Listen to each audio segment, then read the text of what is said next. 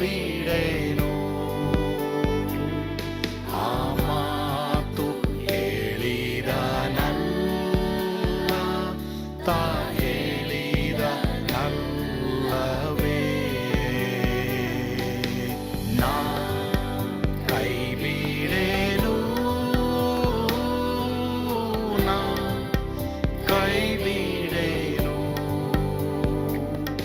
ಆ ಮಾತು ಹೇಳಿದನಲ್ಲ,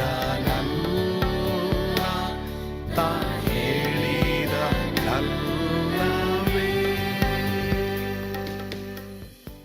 ಯೇಸು ಕೈ ಬಿಡನು ದೈನಂದಿನ ಸತ್ಯವೇದ ಅಧ್ಯಯನಕ್ಕೆ ನಿಮ್ಮೆಲ್ಲರನ್ನ ಆಹ್ವಾನ ಮಾಡ್ತೇನೆ. ಆದಿಕಾಂಡ 7ನೇ ಅಧ್ಯಾಯ 16ನೇ ವಚನ ಇವತ್ತು ನಾವು ಕಲಿಯುವಂತ ಭಾಗವಾಗಿದೆ. ಓದಿಕೊಳ್ಳೋಣವಾ?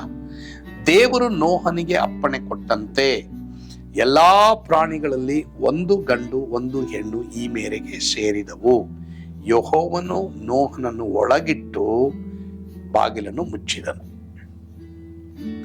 ದೇವರು ನಾವೆಯ ಬಾಗಿಲನ್ನು ಮುಚ್ಚುತ್ತಾರೆ, ಅದೇ ರೀತಿ ಸುವಾರ್ತೆಯ ರಕ್ಷಣೆಯ ಬಾಗಿಲು ಒಂದು ದಿನ ಮುಚ್ಚಲ್ಪಡ್ತದೆ. ಪ್ರಶ್ನೆ, ನೋಹನಿಗೆ ಕಟ್ಟಕ್ಕೆ ಕೇಳಿಬಿಟ್ಟು ನೋಹನು ನೀವು ಒಳಗೆ ಹೋಗು ಅಂತ ಹೇಳ್ಬಿಟ್ಟು ಯಾಕೆ ನೋಹನೇ ಬಾಗಿಲು ಮುಚ್ಚಿಲ್ಲ? ರಕ್ಷಣೆ ದೇವರ ಕೈನಲ್ಲಿದೆ, ಮನುಷ್ಯನ ಕೈನಲ್ಲಿಲ್ಲ. ರಕ್ಷಣೆ ಬಗ್ಗೆ ಸಾರೋದು ನಮ್ಮ ಕೈನಲ್ಲಿದೆ, ರಕ್ಷಣೆ ಕೊಡೋದು ದೇವರ ಕೈನಲ್ಲಿದೆ. ಹೀಗಾಗಿ ದೇವರ ಬಳಿಗೆ ಓಡ್ಬಂಡ್ರಿ.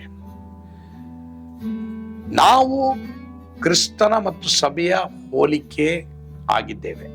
ಅನೇಕ ತರದ ಪ್ರಾಣಿಗಳು ಇದ್ದದ್ರಿಂದ ನಾವು ಒಳಗೆ ಜೀವಿಸುವುದು ಕಷ್ಟವೇ ಆಗಿದ್ದಿರಬಹುದು. ಇದರ ಅರ್ಥ ಅನೇಕ ತರಹದ ಜನರು ಇದ್ರು ಸಭೆಯೊಳಗೆ, ನಾವು ಎಲ್ಲರೊಂದಿಗೂ ಒಂದಾಗಿರ್ಬೇಕು. ನೋಡಿ, ಈಗ ನಾವೆಯಲ್ಲಿ ಎಷ್ಟೋ ತರದ ಪ್ರಾಣಿಗಳಿದ್ವು, ಆದ್ರೂ ನೋಹ, ಅವನ ಹೆಂಡತಿ, ಮಕ್ಕಳು, ಸೊಸೆಯರೆಲ್ಲ ಅಲ್ಲಿದ್ರು. ಅದೇ ತರ ಸಭೆಯಲ್ಲೂ ಸಹ ಅನೇಕ ತರದ ಜನ ಇರ್ತಾರೆ. ಆದ್ರಿಂದ ಆ ಸಭೆ ಬಿಟ್ಟು ಓಡೋಗ್ಬಿಡೋದಲ್ಲ. ಆ ಜನರ ಮಧ್ಯದಲ್ಲಿ ನಾವು ದೇವರಿಗಾಗಿ ಜೀವಿಸಬೇಕು. ಆ ಜನ ಎಂಥವರೇ ಆಗಿರ್ಬೋದು, ನಾವು ಸಭೆಗೆ ಹೋಗೋದೇನಕ್ಕೆ? ದೇವರನ್ನ ಆರಾಧಿಸೋಕೆ, ದೇವ ಮಕ್ಕಳೊಂದಿಗೆ ಅನ್ಯೋನ್ಯತೆ ಉಳ್ಳವರಾಗಿರೋದಕ್ಕೆ. ಕರ್ತನು ತಾನೇ ಆ ರೀತಿ ನಮ್ಮೆಲ್ಲರನ್ನು ಉಪಯೋಗಿಸಲಿ. ಒಂದಾಗಿರ್ರಿ. ಯಾಕಂದ್ರೆ ನಮ್ಮೆಲ್ಲರೂ ಒಂದೇ ಪರಲೋಕ ಇರೋದು. ಒಂದೊಂದು ಸಭೆಗೂ ಒಂದೊಂದು ಪರಲೋಕ ಇಲ್ಲ. ನೀನು ಈ ಸಭೆ ಬಿಟ್ಟು ಇನ್ನೊಂದು ಸಭೆಗೆ ಹೋದ್ರು ಆ ಸಭೆಯವರು ಈ ಸಭೆ ಹೋಗೋ ಪರಲೋಕಕ್ಕೆ ಹೋಗೋದು. ಅವಾಗ ಪರಲೋಕದಲ್ಲಿ ನನಗೆ ಇವ್ರು ಇಷ್ಟ ಇಲ್ಲ ಅವ್ರು ಇಷ್ಟ ಇಲ್ಲ ಅಂತ ಓಡೋಗ್ಬಿಡ್ತೀಯಾ? ಹೋದ್ರೆ ಎಲ್ಲಿಗೆ ಹೋಗ್ತೀಯ? ನರಕಕ್ಕೆ ಹೋಗ್ತೀಯ. ಆದ್ರಿಂದ ಒಂದಾಗು. ಸರಿ, ಎಷ್ಟೇ ದೂರ ಹೋಗಿದ್ರು, ಯಾವುದೇ ಸಭೆಗೆ ಹೋಗಿದ್ರು, ನೀನ್ ಹತ್ರ ಓಡ್ಬಾ, ಎಲ್ಲರೊಂದಿಗೆ ಸಮಾಧಾನವಾಗು. ತಪ್ಪನ್ನ ತಿಳಿದುಕೋ, ತಪ್ಪು ಮಾಡಬೇಡ, ಪಶ್ಚಾತ್ತಾಪ ಪಡು. ಸಭೆಯಲ್ಲಿ ಎಂತ ಜನರಿದ್ರು ಒಂದಾಗು. ನೋಹನವನ ಕುಟುಂಬದವರು ಎಲ್ಲ ಪ್ರಾಣಿಗಳ ಜೊತೆ ಅವರಿದ್ರು. ಅದೇ ತರ ಎಲ್ಲಾ ಸ್ವಭಾವಗಳಿರುವಂತ ಜನರ ಮಧ್ಯದಲ್ಲಿ ನೀನ್ ತಪ್ಪಿಲ್ಲದವನಾಗಿ ಜೀವಿಸೋದಕ್ಕೆ ಕರ್ತನ್ ತಾನೇ ನಿನಗೆ ಕೃಪೆ ನೀಡಲಿ. ಆಮೇಲೆ ಪ್ರಾರ್ಥಿಸೋಣವಾ? ನಮ್ಮನ್ನು ಬಹಳವಾಗಿ ಪ್ರೀತಿ ಮಾಡುವಂತ ನಮ್ಮ ಸ್ವರ್ಗೀಯ ತಂದೆ ದೇವರೇ, ಇಂದು ನಮ್ಮೊಂದಿಗೆ ಮಾತನಾಡಿದಕ್ಕಾಗಿ ಸ್ತೋತ್ರ. ಹೌದಪ್ಪ, ಸಭೆಯಲ್ಲಿ ನಾವೆಲ್ಲರೊಂದಿಗೂ ಸಮಾಧಾನದಿಂದ ಇರುವುದಕ್ಕೆ ಪ್ರಯಾಸ ಪಡಬೇಕೆಂಬುದಾಗಿ ಹೇಳಿದ್ದೀಯ. ಆ ರೀತಿ ನಮ್ಮೆಲ್ಲರನ್ನ ನಡೆಸು, ಆ ರೀತಿ ನಮ್ಮೆಲ್ಲರನ್ನ ಉಪಯೋಗಿಸು. ಯಾರೆಂಥ ಸ್ವಭಾವ ಉಳ್ಳವರಾಗಿದ್ರು ದೇವರೇ, ನಾವು ತಗ್ಗಿಸಿಕೊಂಡು ಸಮಾಧಾನವಾಗಿ ಜೀವಿಸುವಾಗ ನಮಗೆ ಕೃಪೆ ಕೊಡು. ಯೇಸುವಿನ ಹೆಸರಿನಲ್ಲಿ ಪ್ರಾರ್ಥಿಸ್ತೇವೆ ಸ್ವಾಮಿ, ಆಮೇನ್. ಕರ್ತನು ತಾನೇ ನಿಮ್ಮೆಲ್ಲರನ್ನ ಆಶೀರ್ವಾದ ಮಾಡಲಿ. ಸ್ವರ್ಗದಾನಂದ ನಿಮ್ಮ ಜೀವಿತದಲ್ಲಿ, ನಿಮ್ಮ ಕುಟುಂಬದಲ್ಲಿ, ನಿಮ್ಮ ಸಭೆಗಳಲ್ಲಿ, ನಿಮ್ಮ ಕೆಲಸ ಕಾರ್ಯಗಳಲ್ಲಿ ತುಂಬಿ ತುಳುಕಲಿ. ಆಮೇನ್.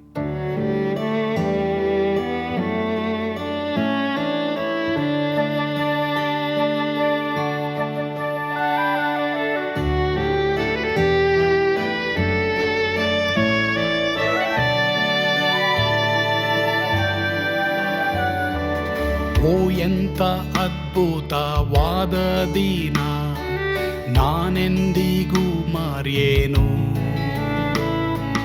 ಪಾಪಂಧಕಾರದೊಳ್ ಅಲೆದೇನ, ರಕ್ಷಕನ ಕಂಡೇನು. ಕೋಮಲ ಕರುಣೆಯುಳ್ಳ ಯೇಸು ಎನ್ ಕೊರತೆ ನೀಗಿದ. ಕತ್ತಲೆ ಹೋಯಿತು, ಜ್ಯೋತಿಯು ಮೂಡಿತು, ನಾನೀಗ ಧನ್ಯನಾದೆ. ಸ್ವರ್ಗದ ನಂದ ಎನ್ನಾತ್ಮ ತುಂಬಿತು, ಶಿಲುಬೆ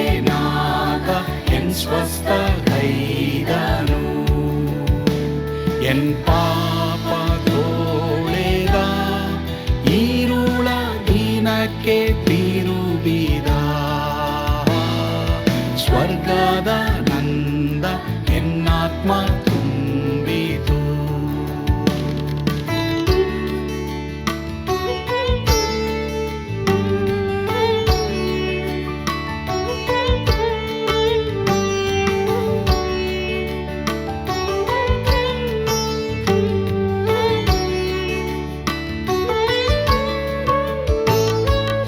ಆತ್ಮನ ನೂತನ ಜನ್ಮದಿಂದ ದೇವಪುತ್ರನಾದೇನು,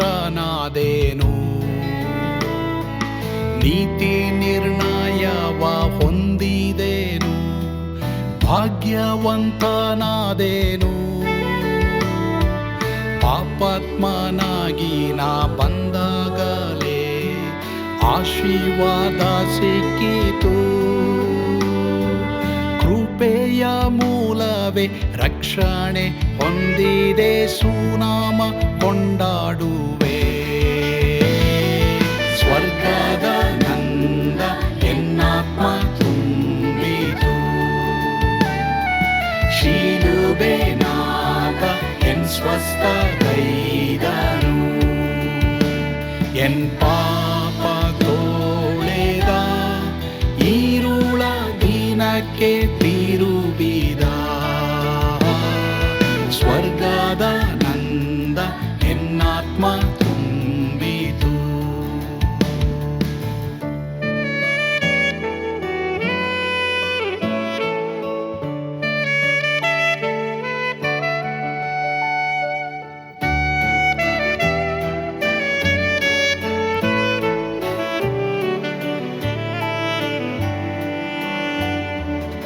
ಅನಂತ ನಿರೀಕ್ಷೆ ಏನಾಗಿದೆ, ಕಾಲವು ತೀರಲಾಗಿ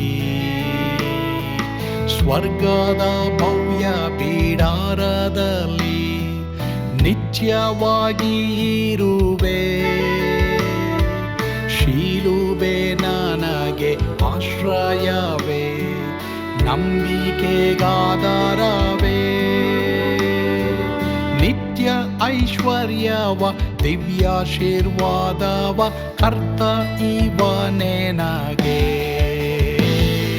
ಸ್ವರ್ಗದ ನಂದ ಎನ್ನಾತ್ಮ ತುಂಬಿತು. ಶಿಲುಬೆನಾಗ ಎನ್ ಸ್ವಸ್ಥಗೈದನು, ಎನ್